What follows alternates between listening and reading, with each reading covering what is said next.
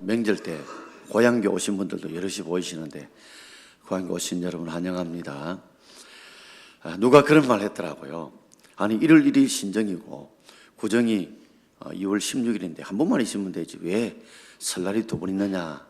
어떤 분이 해석하기를 초심을 잃을까 싶어서 다시금 첫 신정 때에 내가 다짐했던 결심들이 흐려지고 약해지지 않도록 다시 한번 결단하는 시간이 구정이다 했는데 아마 그런 게 아닌가 한번 생각해 봅니다. 오늘 저는 성례주일도 앞두고 있기 때문에 나는 신령한 자인가, 나는 신령한 자인가 이런 제목으로 말씀을 드리고자 합니다. 부흥하는 교회나 부흥하지 않는 교회들이나 보면 항상 그 교회 안에는 세 부류의 사람들이 있습니다.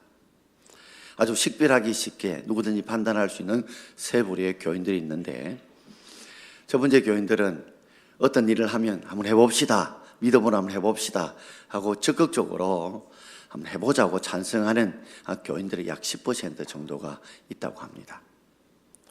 그리고 두 번째는 어떤 일을 해보자 하면 안 됩니다, 힘듭니다, 어렵습니다 하고 적극적으로 또 반대하는 교인들도 약 한 10% 정도 된다고 합니다. 그리고 나머지 80% 사람들은 소극적이라서 어쨌든 교회의 합평을 따라 나는 따라 움직이겠다 하는 사람들이 약 80% 정도 사람이 된다고 그래요.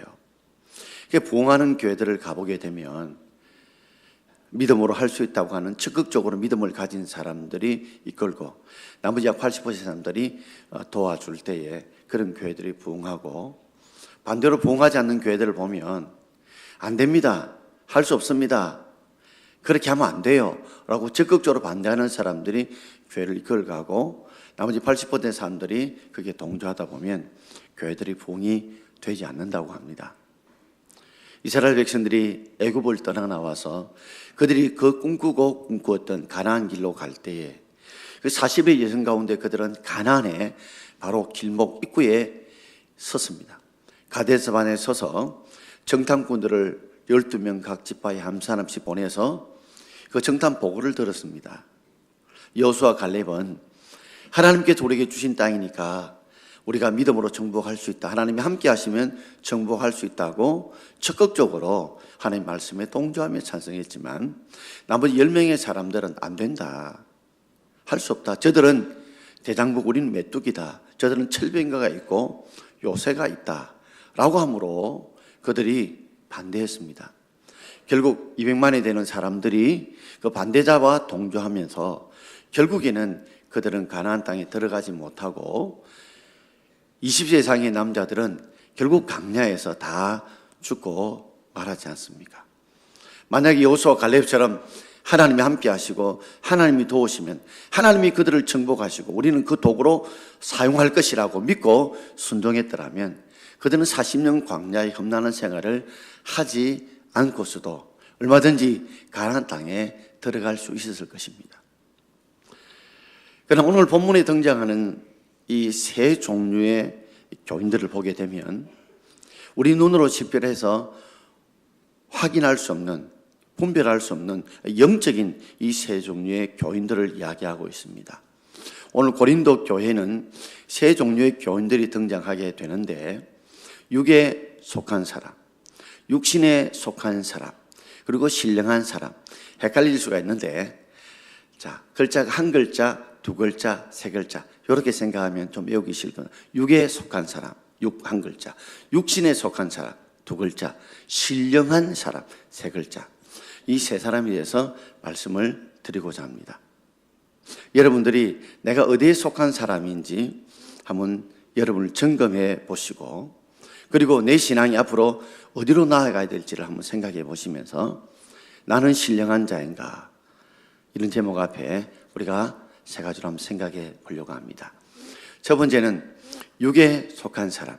NIV 성경에 보면 성령이 없는 사람, 구원받지 못한 사람이라고 표현해 놓고 있습니다. 자, 전도서 2장 14절 말씀을 우리 함께 읽어봅시다. 육에 속한 사람은 하나님의 성령의 일들을 받지 아니하나니 이는 그것들이 그에게는 어리석게 보이며 또 그는 그것들을 알 수도 없나니 그랬습니다.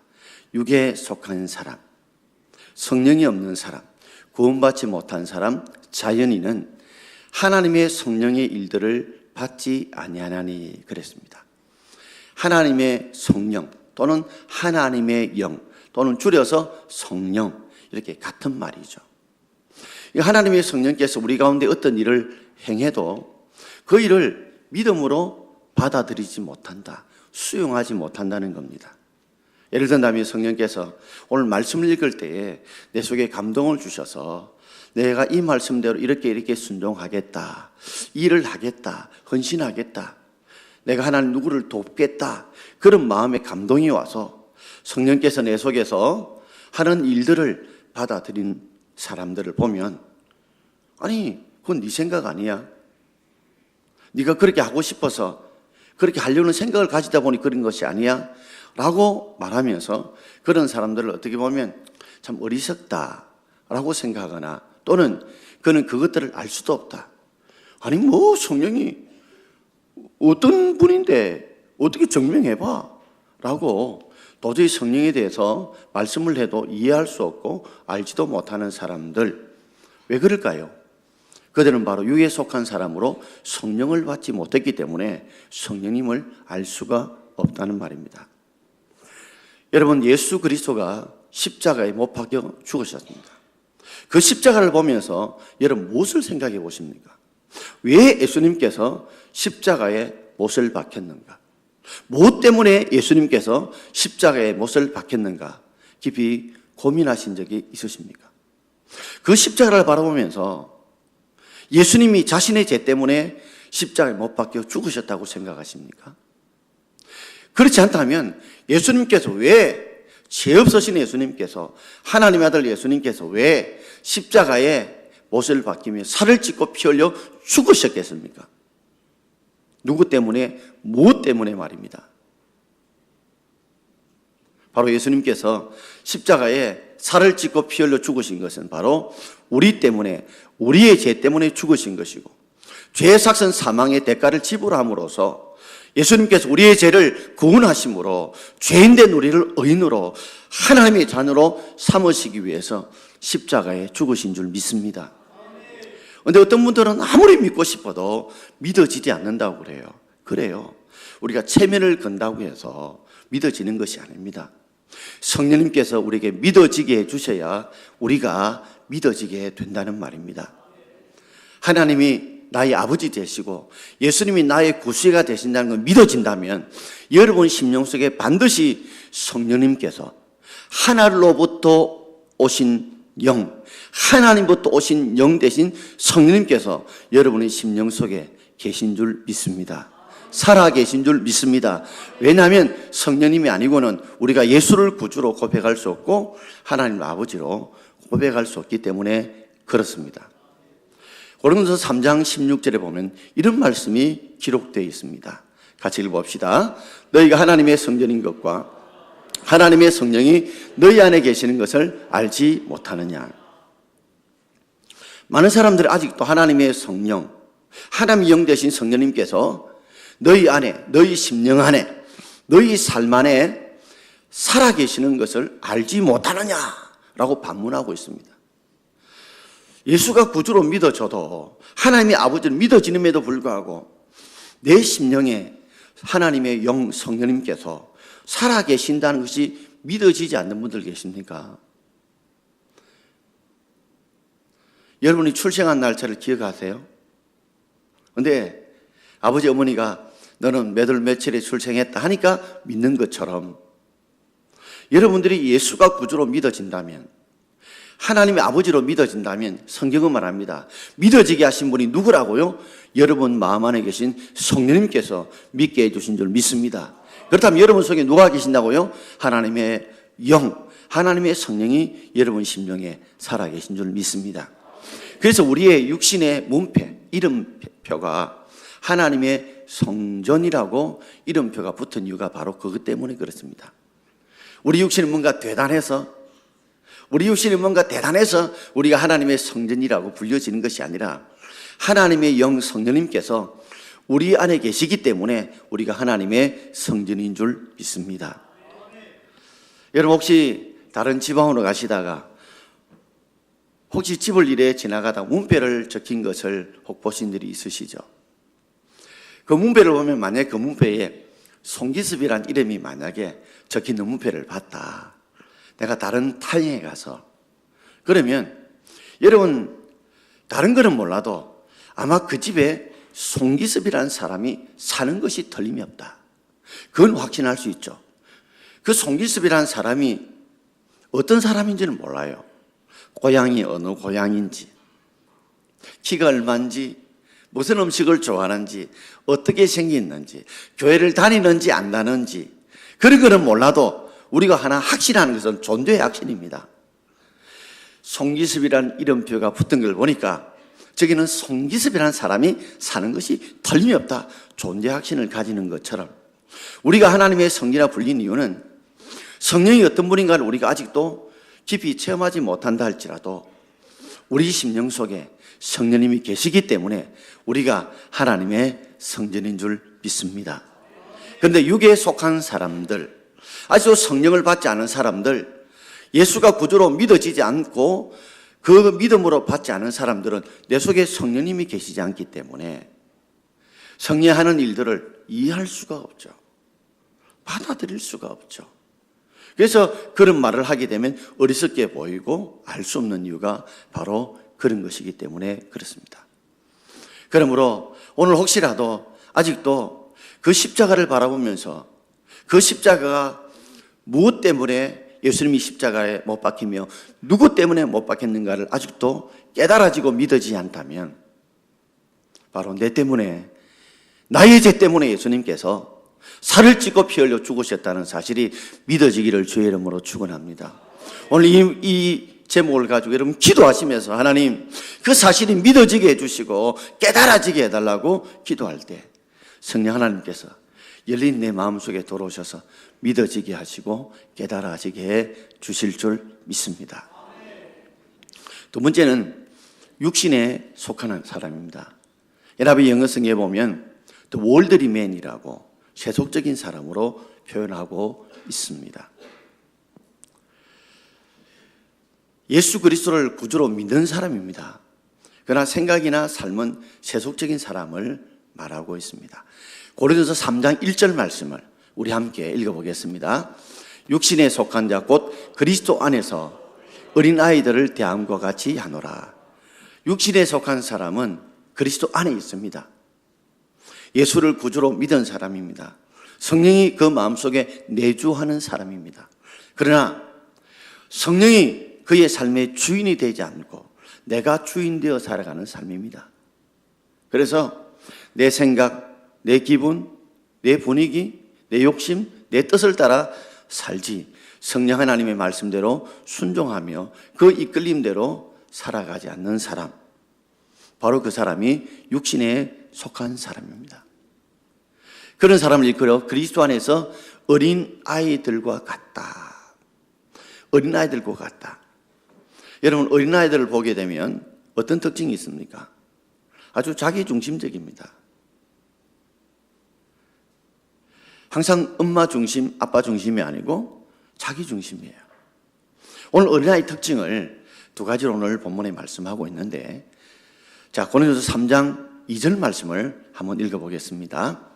내가 너희를 젖으로 먹이고 밥으로 아니하였노니 이는 너희가 감당하지 못하였음이거니와 지금도 못하리라. 이제 아이가 갓난아이가 태어났어요. 태어나면 엄마는 아이에게 젖을 먹이거나 분유를 먹입니다. 밥을 먹인다면 아이가 아직도 제대로 내장기관이 성장하지 못해서 소화를 해내지 못한다는 말입니다. 이 말은 이제 예수 안에서 내가 구원을 받았습니다. 그러나 젖만 먹는 신앙인이죠. 내게 축복된 말씀, 내게 격려와 용기를 주는 말씀, 내게 힘이 되는 말씀, 이런 것은 젖과 같아서 그저 다 받아들입니다. 젖은 쉽지 않습니다. 그냥 삼키는 거죠. 그런데 밥은 어떻습니까? 여러분 밥을 만약에 쉽지 않고 삼켜 보십시오. 그러면 언젠가는 배탈 나요. 소화를 못 시킨단 말이에요. 우리가 소화시키기 힘든 말씀이 있습니다. 밥 같은 말씀이 있어요. 우리에게 징계에 대한 말씀, 회개를 촉구하는 말씀, 심판에 대한 말씀, 우리의 헌신을 요구하는 말씀들, 자기 희생을 요구하는 말씀들, 십자가를 지고 주를 따르는 말씀들은 우리가 쉽게 그저 저처럼 삼킬 수 있는 말씀이 아닙니다. 많은 분들이 참 교회 나오셔서 주의를 지켜야 된다. 또 매일 말씀을 읽고 기도해야 된다. 그리고 주를 위해서 11조를 드리고 예물을 드려야 된다. 주를 위해서 헌신하고 충성해야 된다. 라는 이런 밥 같은 말씀을 받아들이게 되면 그저 교회에 안 나오려고 합니다. 예수 안 믿으려고 합니다. 왜냐하면 아직도 그것을 영적으로 소화할 만한 그런 소화력이 제대로 성숙되어지고 만들어지지 않았기 때문에 그렇습니다. 그러나 만약에 우리가 태어나서 계속해서 젖만 먹는다고 생각해 보십시다. 그러면 우리 상황이 어떻게 될까요? 계속 젖만 먹는다면 우리는 이만큼 키가 자라고 몸이 자라고 성장하고 성숙하지 못했을 것입니다. 그처럼 우리에게 이제 젖만 먹는 우리의 신앙이라면 우리는 밥까지 먹는 신앙이 될 수 있기를 바랍니다. 달리는 말을 잘 달리기 위해서는 당근이 필요합니다. 그러나 말이 정말 잘 달리려면 말을 탄 주인이 원하는 방향으로, 원하는 속도로, 원하는 목적지에 잘 도착할 수 있게 만드는 것이 훌륭한 말이죠. 그러려면 말이면 당근만 먹이면 되지 않죠. 재갈도 먹여야 되고 고삐도 필요하고 재직도 있어야 합니다. 말은 원하지 않습니다. 말에 재갈을 물고 안장을 세우고 재직을 때리고 고삐를 잡아 당기고 정말 원하지 않지만 그렇게 해야만이 말이 주인을 원하고 기뻐하는 목적지와 방향과 속도를 따라갈 수 있기 때문에 바로 명마가 되는 것이고 주인의 축복을 받는 사랑을 받는 말이 되는 것과 똑같습니다. 젖이 당근이라고 한다면 재갈은 바로 밥과 같기 때문에 아직도 거듭은 낮지만 어린아이 같은 신앙을 가진 사람들이 교회 안에 있습니다. 그런 사람들 보면 항상 하는 행동을 가만히 보면 굉장히 자기 중심적입니다. 오늘 고린도서 3장 3절을 한번 같이 읽어보겠습니다. 너희가 아직도 육신에 속한 자로다. 너희 가운데 시기와 분쟁이 있으니 오직 육신에 속하여 사람을 따라 행함이 아니리요 그랬습니다. 육신에 속한 사람들은 자신은 하나님을 따라 행한다 하지만 정작을 보게 되면 사람을 따라 행할 때가 많다는 겁니다. 그래서 3장 4절에 보면 바울파가 생기고 아볼로파가 생기는 겁니다. 육신에 속한 자들은 보게 되면 바울이 좋다, 아니다, 아볼로가 좋다 이렇게 해서 파당이 나누어지게 되고 파당이 나누어지게 되다 보면 그간에 서로 간에 시기, 갈등이 생기게 되고 갈등이 있는 곳에는 반드시 분쟁이 생기게 되어 있습니다. 쉽게 말하면 이런 식이죠. 교회는 뭐니 해도 말씀 공부가 최고야. 무슨 소리에? 교회는 성교가 최고야. 전도가 최고야. 무슨 소리? 교회는 찬양이 최고야. 무슨 소리? 교회는 구제하고 이런 일을 해야지. 선행을 베풀어야 되지. 자기 것만이 옳다고 주장하기 때문에 그런 갈등이 생긴다는 거죠. 그러므로 내 것이 옳다는 주장이 강해지다 보니 서로 간에 시기가 오게 되고 그 시기로 인해서 다툼, 분쟁이 오게 됩니다. 교회는 이 모든 것이 함께 있어야 될 줄 믿습니다. 우리가 진짜 바라보는 건 하나님을 바라보고 예수 그리스도를 바라봐야 되지 예수 믿는 사람을 바라보면 목사를 바라보면 실족하고 넘어질 때가 있습니다, 여러분. 고린도 교회가 하나님의 은사를 많이 받았고 그리고 하나님의 축복을 많이 받았지만 무너지게 된 이유 중에 하나가 바로 사람을 따라 살았기 때문에 사람을 쫓아서 섬겼기 때문에 바로 무너지고 깨어지고 분쟁이 생긴 것입니다. 여러분이 신앙생활 하면서 우리가 사람은 항상 실수할 수도 있고 잘못을 범할 수도 있습니다. 목사도 마찬가지입니다. 여러분들이 봐야 될 것은 예수 그리스도 그 하나님을 바라볼 수 있기를 바랍니다. 사람이 여러분의 삶의 모델이 될 수는 있을지언정 우리가 섬기는 결코 주가 되어서는 안 된다는 말입니다. 이단의 잘못은 바로 그 교주들이 교주가 되기 때문에 문제가 되는 거예요. 우리 삶에서 우리가 육신에 속한 자가 되지 말고 우리가 이제는 어떤 자가 되어야 될까요? 세 번째 바로 신령한 자가 되어져야 합니다. 신령한 자는 영적인 사람을 말합니다. 자, 육에 속한 사람이 있고 육신에 속한 사람이 있다. 마지막으로 신령한 사람이 있습니다. 고린도전서 2장 우리 15절 말씀을 우리 함께 읽어보겠습니다. 신령한 자는 모든 것을 판단하나 자기는 아무에게도 판단을 받지 아니하느니라. 신령한 자는 육신에 속한 자와 다른 점은 바로 둘 다 성령이 그 가슴 속에 내주하십니다. 구원은 받았습니다. 그런데 육신에 속한 자는 성령이 그 마음속에 인생의 주인이 되지 않고 자신이 주인이 되어서 자신의 생각과 자신의 뜻과 자신의 고집대로 살아가는 사람이라면 이 신령한 사람은 내 생각, 내 뜻보다도 하나님의 뜻대로, 하나님의 생각대로, 하나님의 말씀대로 순종해가는 사람이 바로 신령한 사람입니다. 자, 그 신령한 사람은 모든 것을 판단한다. 이 말은 바로 성령께서 인도하신 대로 가기 때문에 그 판단은 100% 옳은 것입니다. 우리 하나님이 이끄신 데는 100% 옳은 것입니다. 그러므로 신령한 자는 모든 것을 옳고 그름을 판단할 수 있고 자기는 아무에게도 판단을 받지 않는다. 왜요? 그것이 성령 하나님이 우리에게 이끌어 가시기 때문에 100% 온전한 판단이기 때문에 다른 사람의 판단을 물을 필요도 없고 판단을 받을 필요도 없다는 말입니다. 자, 16절에는 이렇게 설명을 하고 있습니다. 같이 읽읍시다. 누가 주의 마음을 알아서 주를 가르치겠느냐? 그러나 우리가 그리스도의 마음을 가졌느니라. 누가 주의 마음을 가졌느냐? 아무도 주의 마음을 가진 사람이 없습니다, 여러분. 누가 주를 가르치겠느냐? 우리가 주를 가르칠 사람이 아무도 없어요. 내가 주다 이렇게 말할 사람도 없고 그러므로 주님을 가르치겠다고 할 사람도 없습니다, 여러분. 우리는 주님을 따라야 될 우리의 주의 종인 줄 믿습니다. 그렇다면 어떻게 하면 주의 마음을 알아서 주의 가르침대로 우리가 따라 살 수 있을까요? 바로 그리스도의 마음을 우리가 가지고 있습니다. 이 마음은 심장이죠. 그래서 바울은 내가 그리스도의 심장을 가졌다고 했는데 우리는 이런 것입니다. 예수님이라면 어떻게 하실까? 이 상황에서 예수님은 어떻게 생각하시고 어떻게 판단하시고 어떻게 행하실까? 이게 바로 그리스도의 마음을 가지는 것, 그리스도의 심장을 가지는 것입니다. 그러면 우리가 100%는 아니 되어도 우리가 하나님이 원하시고 기뻐하는 뜻에 근접하게 우리가 하나님의 뜻을 이루어갈 수 있을 줄 믿습니다.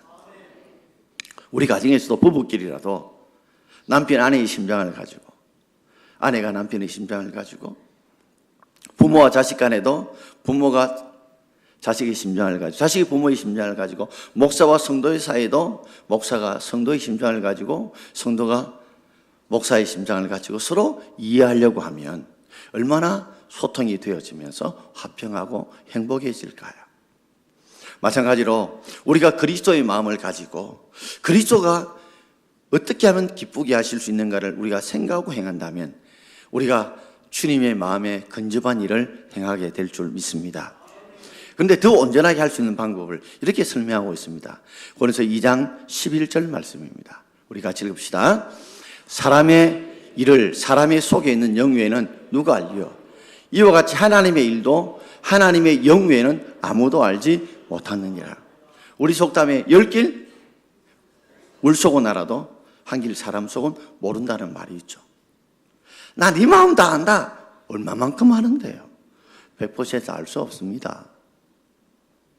그처럼 사람의 일, 사람의 생각, 사람의 마음을 사람 속에 있는 자기 영 외에는 몰라요. 마찬가지로 하나님의 일, 하나님의 마음, 하나님의 생각도 하나님의 영, 성령 외에는 알 수 있는 사람이 없다는 말이에요. 그러니까 하나님의 마음을 가장 잘 아는 것이 누구라고요? 하나님의 영, 성령님이 가장 잘 아신다는 거죠. 자, 10절 말씀, 고린도서 2장 10절 말씀 우리 한번 읽겠습니다. 오직 하나님이 성령으로 이것을 우리에게 보이셨으니 성령은 모든 것 곧 하나님의 깊은 것까지도 통달하시느니라. 아멘. 하나님이 성령으로 이것을 우리에게 보여주셨는데 성령은 모든 것 곧 하나님의 깊은 것까지도 뭐 하신다고요? 통달하신다. 하나님의 영 성령께서는 하나님의 마음을, 하나님의 생각을, 하나님의 일을 모르는 것이 없다는 거죠. 그렇다면 우리가 하나님의 성령의 인도를 받고 그분이 주시는 감동을 따라 우리가 살아가면 반드시 하나님의 생각과 뜻을 이루어가는 우리가 될 줄 믿습니다. 그런데 중요한 사실이 한 가지 있어요. 하나님의 성령은 말씀을 떠나서 절대 역사하지 않습니다. 말씀을 벗어나지 않습니다. 이 기차가요, 이 철길 레일을 벗어나서는 움직일 수 없는 것처럼 성령 하나님은 반드시 하나님의 말씀 레일 위에 역사하시고 움직이시지 말씀을 떠나고 벗어나서는 절대 역사하지 않습니다. 이단을 찾을 때에 무엇이 되냐 물어보면 그 성령의 인도와 이끌리심이 성경에 어디 있느냐고 물으십시오. 성령이 어떻게 말씀이냐 물으십시오. 성령 하나님은 말씀을 통해서, 말씀의 틀 안에서, 말씀 속에서 역사할 줄 믿습니다.